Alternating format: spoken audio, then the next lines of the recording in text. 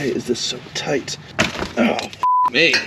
How's it going, everybody? Welcome to another episode of Second Gear Smiles. Today, I'm actually servicing my mom's 2018 Acura ILX. We're going to be changing out the cabin air filter. We're going to be rotating the tires, and we're going to be doing that oil change. So if you have an Acura ILX of this generation or a 9th generation Honda Civic, this will help you out as well. The 9th generation Honda Civic is pretty much the exact same car as the Acura, just the Acura is just a slightly more fancy version of the Honda Civic. But before we get into it, don't forget to comment down below on something that you want to see next. Give this video a thumbs up if you found it helpful, or just give it a thumbs up anyway. It'll help with the YouTube algorithm. And don't forget to drop that clutch on that subscribe button. All right, let's get into it. For the cabin air filter, we're gonna open up the glove box.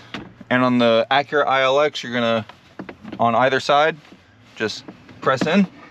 It's gonna drop down like that. And then we're gonna come over here. To remove this latch, you're gonna place your thumb right on here and then just slightly just press it back so the hook undoes itself. And then that falls out of the way right there. And now we have access to the cabin air filter. Cabin air filter is this rectangular piece right here. There's pretty obvious arrows. I'm going to press these in. I'm going to remove this cover. And now you have access to the cabin air filter. Not the worst I've seen, but this car has about 50,000 miles on it. And as you can see, there's some gunk and leaves and everything and debris in here. So this definitely needs to get swapped out. Try not to drop any leaves inside my mom's car.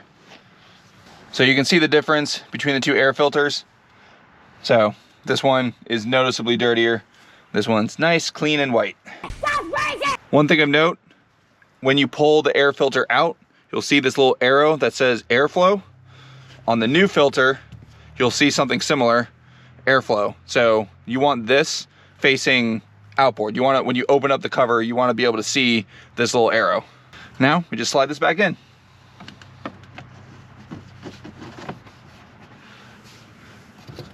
Pop this cover back on. And then put the glove box back on.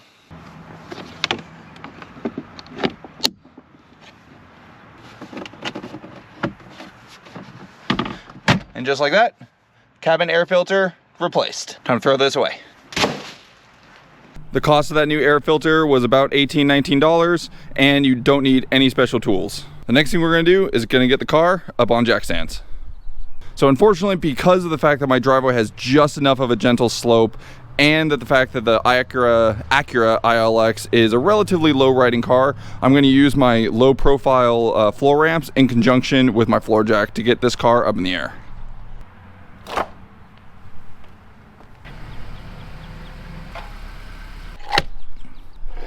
So this car, the Acura ILX, is just a fancier version of the 9th generation Honda Civic. So the front and rear jack points, in fact, everything I'm doing to this car should be almost identical to the Honda Civic. But now that we have enough ground clearance, we're gonna go ahead and jack up the front part of the car. To do that, we're gonna go under the car, past the license plate bracket, and I have my phone illuminating this piece right here. This is the front lifting point for this car, this bracket right here. Don't put the floor jack on any of this. This is all plastic. And you definitely don't want to put it on this little piece of aluminum. This is just heat shielding for the exhaust.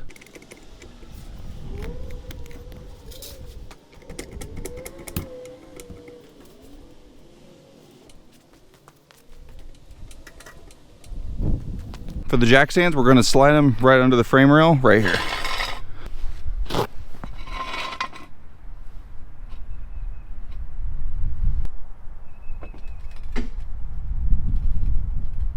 One thing I always forget is make sure you can get the ramps out. I usually just spin it and wiggle it. There we go. All right, so that's the front end up. We're going to give it a good shake, make sure it's solid. Front end's good. For the rear, we're going to go under the bumper, and the rear lifting point is going to be this tow hook right here. I double checked the manual. This is the factory designed rear lifting point.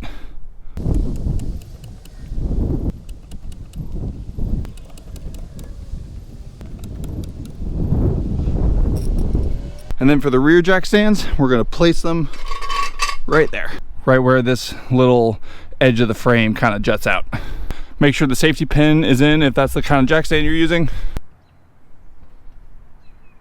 As always, whenever you're lifting up a car, safety is paramount. You don't want 4,000 pounds of sedan coming crashing down, either injuring, potentially killing you, or damaging your car. So what do we always like to do? The weight is supported by the jack stands, but we'll go ahead and lift that up just so it's touching. It's not bearing any weight, just in the event that if a jack stand fails, the entire car doesn't come crashing down. And then we're gonna add one more thing. Now, normally if you're just doing a brake job, you can use the car's own wheels as the safety mechanism, slide them under, but we're actually rotating the wheels on this car. So I'm actually gonna use some old wheels that I have for the Mustang. And we'll do the same to the other side. All right, we got the wheel on the other side underneath the frame rail. Again, not 100% necessary if you don't have an extra set of wheels. This isn't a deal breaker if you're just rotating the tires, but it gives me peace of mind if, God forbid, something were to happen. And the last thing we're gonna do is give it a good shake. It should feel solid as if we're on the ground. And that's good. And that is how you jack up a 2018 Acura ILX or a 9th generation Honda Civic.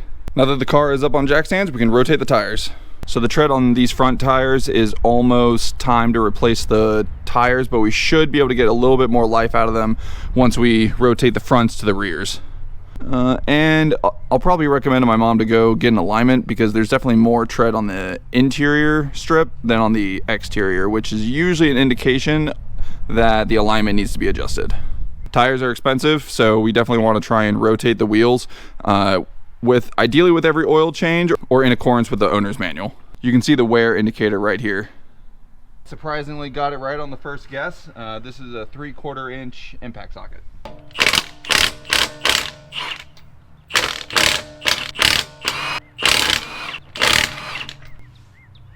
So this is the front passenger wheel. We're gonna go ahead and take this and take it over to the driver's side rear. The one thing I don't like about this impact gun is that it is super easy to put it into neutral or accidentally push it to the other setting. It is kind of annoying.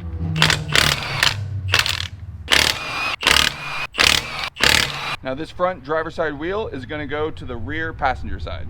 And we're going to do the same thing to the rears. Driver side rear to the passenger front, passenger rear to the driver front. Before you impact them back on, make sure you hand thread them. That way you know that they're not cross-threaded. If you put an impact gun on a cross-threaded bolt, it's gonna be a bad day. You get the general idea. I'm gonna put the rest of these on off camera, but make sure to tighten the lug nuts down in a star pattern, and then we'll come back with the torque wrench. Okay, we've done the cabin air filter. We've rotated the tires. Next thing, oil change. We're gonna go ahead and pop the oil fill cap on the engine, just so when we go to drain it, it drains out faster. Go ahead and just leave that right there. Just make sure no dust or any particulates get down inside the engine. Grab something to protect your driveway. Grab your drain pan and a funnel. If you have one of these self-enclosed ones, don't forget to open this up before you drain everything. I've made that mistake before. Let's go and set this up here for right now. So to get access to the oil drain plug on the Acura ILX, we're gonna go underneath the car. And you'll see this heat shielding right here. What we're gonna do is we're gonna get a flathead screwdriver and we're going to take this off. So it's held in by 1, 2, 3, 4, it looks like just 4 little sheet screws, and we'll go ahead and remove that right now.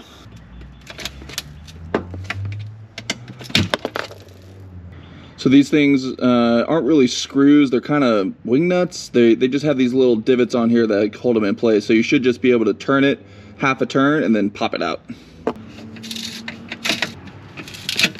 Oh, that one fell out super easy. And then that just slides off just like that. I'm gonna move this out of the way. So the rear of the car is that way, front of the car is that way. This side is the passenger side, and this is the bottom of the engine. And you can actually see here, Honda / Acura actually stamped this for ease of reference. It says engine oil, little arrow, and it's pointing to this one right here. So this is the oil drain plug. My 14mm is missing, and knowing my luck, that's probably what this bolt is. Nope, that is, so this is a 15mm, so I'm guessing this is probably a 16 or 17. Yep. So for this car, you're gonna need a 17mm socket. I prefer to use 6 points, that way there's limited risk of rounding bolts. And to get access to the oil filter, we need to remove this piece right here. because the oil filter is actually right there. And it looks like these are held in by some plastic Phillips, so we'll go ahead and remove this right now. All right, and then this just slides out and we'll move that out of the way. All right, we got access to the oil drain plug and the oil filter. Now we're gonna drain the oil. All right, I have a feeling I'm gonna make a mess when I do this, but that's what brake clean and shop towels are for.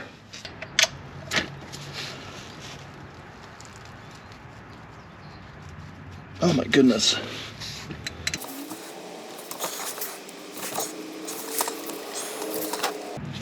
Why is this so tight?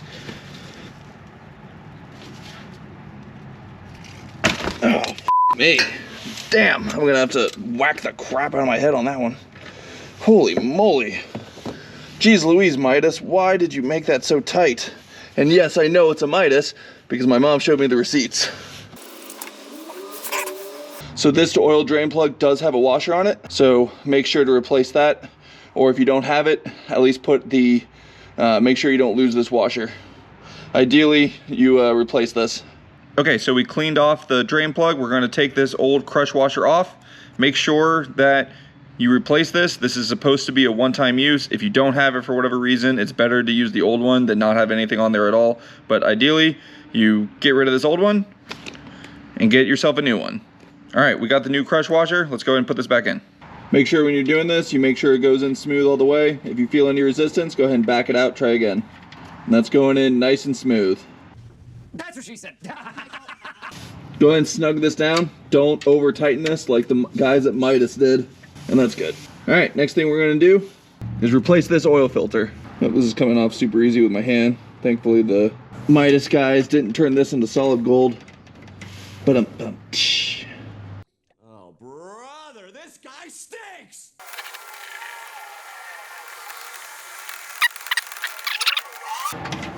There we go. Good Lord. Lots of threads on that oil filter. All right, next thing we're gonna do is we're gonna prep the oil filter. Always check old parts with new parts. This one looks a little bit taller. Same diameter. So this mobile one is slightly bigger than the Napa one. I'm gonna go double check on my phone, good old Google Sensei, to make sure that this mobile one part number matches this car. Okay, so I went on to Advanced Auto Parts because this is where I bought the filter from, and you might not be able to see down here, but M1 TAC 110 Alpha is the mobile one. It's saying it's an exact fit for a 2018 Acura ILX, and that's what I got here. So this one's probably just a little bit taller for whatever reason. I don't expect any clearance issues, but again, it's always best to double check before you put something on your car that might not actually work.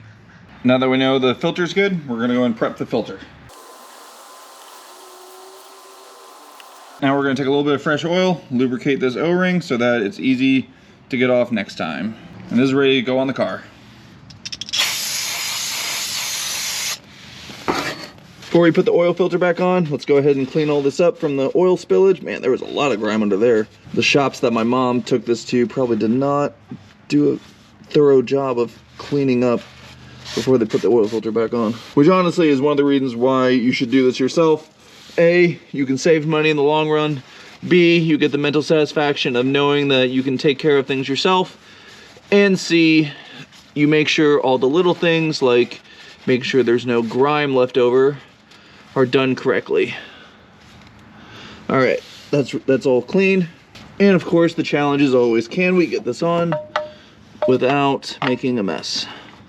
Thankfully this one is super easy to get access to, so should be good. Just like the oil drain plug, thread it on by hand, make sure it goes on evenly. If you encounter any resistance, make sure back it off, don't cross thread it. And that's going on super easy. And tighten that down by hand until it's snug. Yeah, that's not going anywhere. All right, everything's buttoned up. Let's go ahead and add some oil. So for the 2018 Acura, you're gonna need 4.7 quarts of 0W20. As always, check your owner's manual for the exact specifications and the exact type of oil for your car. I always like buying mobile one. I think the quality compared to how much they charge is, I like Mobile One. That's just my opinion. So with this is about 4.4. So let's go ahead and start the car up and check for leaks. And I'll show you how to reset this B12 service.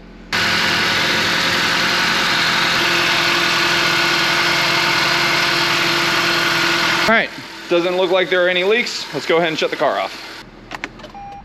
Before we check the dipstick, we're gonna put everything, the shielding and everything back together, give the oil a chance to go ahead and settle down into the drain pan, and then we'll check the dipstick.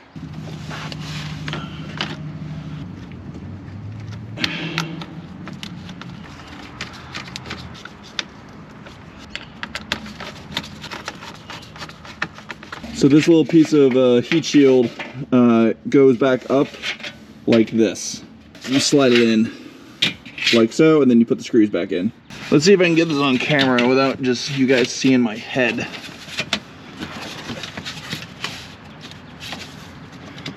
Use this little plastic hole. Slide it over. There we go. That was a lot easier. All right. This little notch goes in vertically like so, and then you turn it. While we are doing this, the oil should be draining down to the bottom of the drain pan, not drain pan, the oil pan, so that we can get a somewhat accurate reading with the dipstick. Oil drain plug's buttoned up, oil filter's buttoned up, plastic sheeting is buttoned up, this is buttoned up, and we're good to go. It's always a challenge to get this sort of stuff focusing on the camera, but that is right in between the two dots, maybe about 3/4 of the way in between the two dots, and that is right on the money. So 4.4, 4.5 quarts for this oil change. And the very last thing we're going to do before I go ahead and give this car back to my mom is go and clean out these cowl vents. Something super easy, non-mechanical people can do is get this all clear. That way it doesn't retain moisture, end up causing water to build up in places that you don't want it.